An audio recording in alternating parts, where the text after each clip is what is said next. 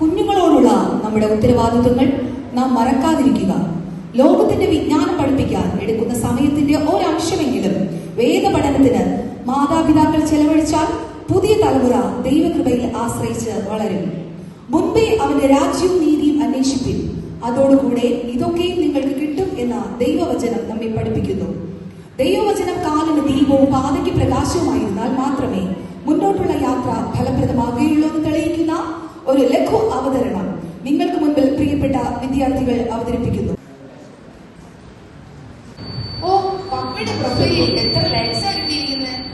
എടാ റോയി മോനെ, അതവിടെ വെച്ചിട്ട് പോയി പഠിക്കാൻ നോക്ക്. പരീക്ഷ എന്നാണെന്ന് അറിയാമോ?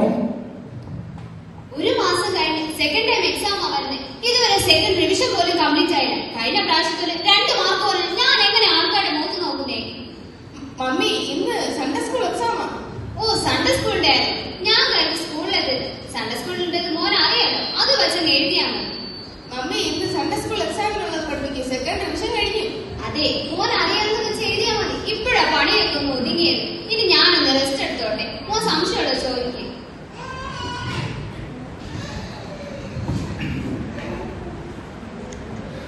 കിഴക്കുനിന്ന് വന്ന വിദ്വാൻമാർ യേശുവിനെ കണ്ട് നമസ്കരിച്ച് കാഴ്ചകൾ അർപ്പിച്ചു. മമ്മി, ഈ കാഴ്ചകൾ എന്ന് പറഞ്ഞാൽ എന്താ?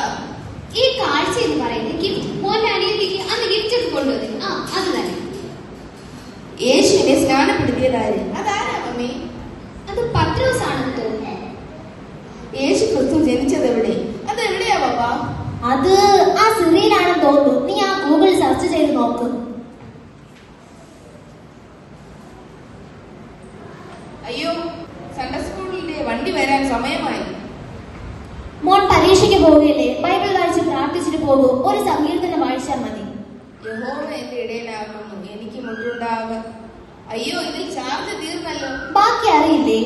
പപ്പ പറഞ്ഞു തരൂ. അത് വണ്ടി വരാറെ. മോൻ പ്രാർത്ഥിച്ചുകൊണ്ട് ഇറങ്ങാമോ?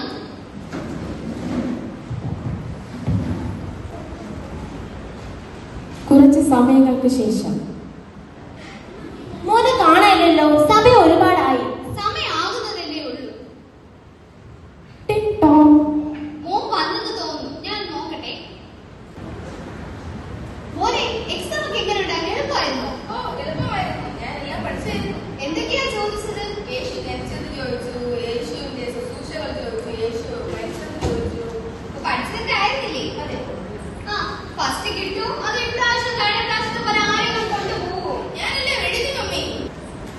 പാസ്റ്ററോ? പ്രൈസ് ലോർഡ് പാസ്റ്ററേ. ഇരിക്ക് പാസ്റ്ററേ.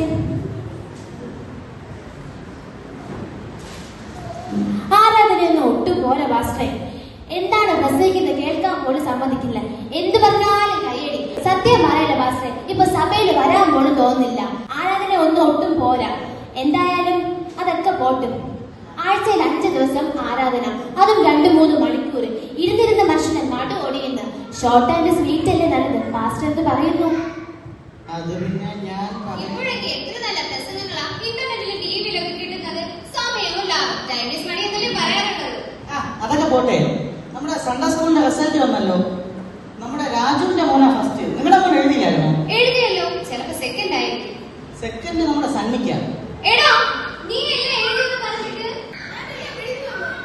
ഒന്നുപോലും കിട്ടില്ല. ആഹാ, പിന്നെ ചോദിച്ചിട്ടുണ്ട് കാര്യം. പരീക്ഷയുടെ ഇടയിൽ പഠിപ്പിച്ചതാ. ഇപ്പൊ റിസൾട്ട് വന്നപ്പോഴത്തേക്കും മാർക്കില്ല. ഞാൻ ആ ടീച്ചറിനെ ഒന്ന് വിളിച്ചു നോക്കട്ടെ. Hello hello. ദേവ ടീച്ചറല്ലേ? അതെ. അതെ, ഞങ്ങളുടെ മോന്റെ റിസൾട്ടിൽ ഞങ്ങൾക്ക് കുറച്ച് ഡൗട്ട്സ് ഉണ്ട്. ടീച്ചർ ഒന്ന് വീട്ടിൽ വരാമോ? ഞാൻ ഇപ്പൊ തന്നെ വരാം. Praise Lord pastor. പാസ്റ്റർ കുറച്ചു നേരമായോ വന്നിട്ട്? ടീച്ചറെ, മോന്റെ റിസൾട്ട് എന്താ ഇങ്ങനെ ആയത്? അതിന് എന്തെങ്കിലും ശരി ഉത്തരം എഴുതിയാലല്ലേ മാർക്ക് കൊടുക്കാൻ പറ്റൂ. നിങ്ങൾ നിങ്ങളുടെ മോനോട് ചോദിച്ചു നോക്കിയോ? ചോദിച്ചിട്ടാ പറയുന്ന. അവൻ നല്ല മിടുക്കനാ. എന്നിട്ട് അതൊന്നും പേപ്പറിൽ കാണാനില്ലല്ലോ. ഞാൻ പരീക്ഷയുടെ ഇടയിൽ പഠിപ്പിച്ചതാ. അവൻ എല്ലാം നന്നായിട്ട് എഴുതിയിട്ടുണ്ടായിരുന്നു. എന്തായാലും ഫസ്റ്റ് സെക്കൻഡും ഇല്ല. ഇതെന്ത് കളിയാ? എഴുതിയതിനൊക്കെ മാർക്ക് കൊടുത്തിട്ടുണ്ട് ഞാൻ. ടീച്ചറിന്റെ ചോദ്യ പേപ്പർ ഉണ്ടോ? ഉണ്ട്.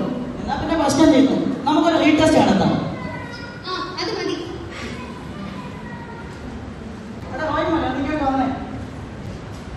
ആദ്യത്തെ ചോദ്യം, എരിഹോ മതിൽ തകർത്തതാര്? ഞാനല്ല. ആ ജെറമിയും ദർശിത്തും എപ്പോഴും ഓട്ടം ചാട്ടമാണ്.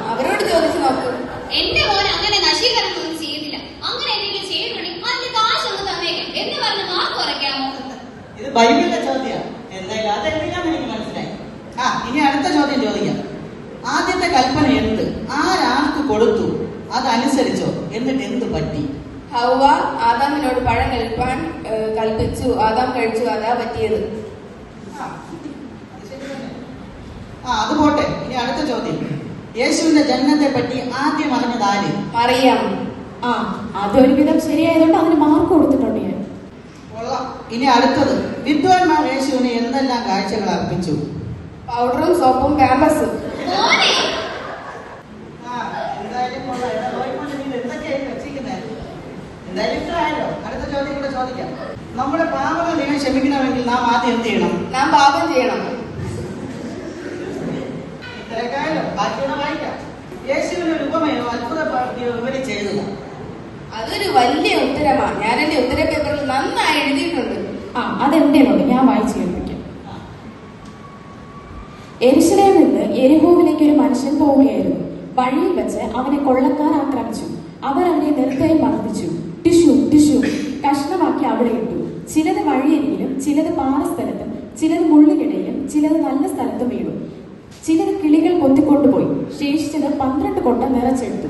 അതിൽ ഒരു കൊട്ട ഇസ്കരിയോത്ത് യൂദ കൊണ്ടുപോയി ദേവാലയത്തിൽ കാളകളെയും ആടുകളെയും വിൽക്കുന്നവർക്ക് 30 വെള്ളിക്കാശിന് വിറ്റ് കളഞ്ഞു. എന്തായാലും കൊള്ളാം. ഇനി ബാക്കിയുള്ള ചോദ്യങ്ങൾ വായിക്കണോ? അയ്യോ വേണ്ട, മതിയായി. എഴുതിയതാണ് ഇത്രയും ഞാൻ പ്രതീക്ഷിച്ചില്ല. ഇതോടുകൂടി ഞങ്ങളുടെ നാടകം ഇവിടെ പൂർണ്ണമാകുന്നു.